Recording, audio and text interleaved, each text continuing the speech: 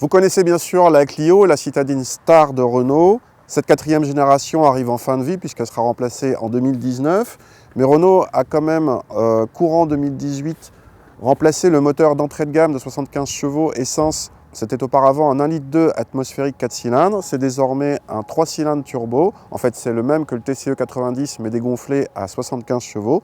Cette Clio TCE 75 est ici en finition d'entrée de gamme Trend. C'est donc la Clio la moins chère de la gamme actuellement. Même avec cette finition d'entrée de gamme, elle a droit à des feux diurnes à l'avant et on a droit à de très jolis enjoliveurs sur les routes 15 pouces. À l'intérieur, cette Clio, qui a été restylée en 2016, n'est pas vraiment flatteuse par la qualité de ses matériaux. Une 208 fait mieux en la matière. Cette version d'entrée de gamme a droit en série à une climatisation manuelle, mais pas d'écran central, qui sera remplacé par votre téléphone sur ce support fourni par Renault. Les phares et essuie-glaces automatiques, de même que les rétroviseurs rabattables, font partie d'un pack d'options à 350 €. À l'arrière, rien de nouveau et on retrouve une habitabilité assez moyenne pour la catégorie, surtout si on la compare aux récentes Polo ou Ibiza bien plus généreuses. À noter que les vitres arrière sont manuelles sur cette finition. Le coffre perd son plancher modulable en hauteur sur cette entrée de gamme mais garde une très bonne contenance pour la catégorie avec 330 cm3 mesurés. Par rapport au 1,2 litre atmosphérique, il remplace ce TCE, donc avec turbo, offre un tout petit peu plus de couple. On passe de 107 à 120 Nm. La valeur de couple en elle-même n'est pas très intéressante. Par contre, le régime de couple maximum est atteint beaucoup plus tôt. On est à 2400, alors qu'avant c'était au-dessus de 4000 tours. Donc ça donne des meilleures reprises, une meilleure souplesse à bas régime.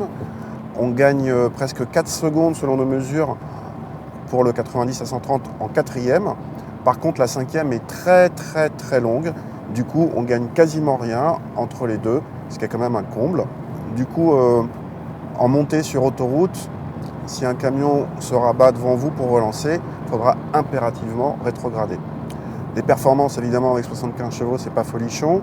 On n'achète pas une Clio TCE 75 pour faire des chronos. En ville, ça suffit, mais clairement, après, c'est long et surtout pour les reprises en cinquième, donc comme déjà dit.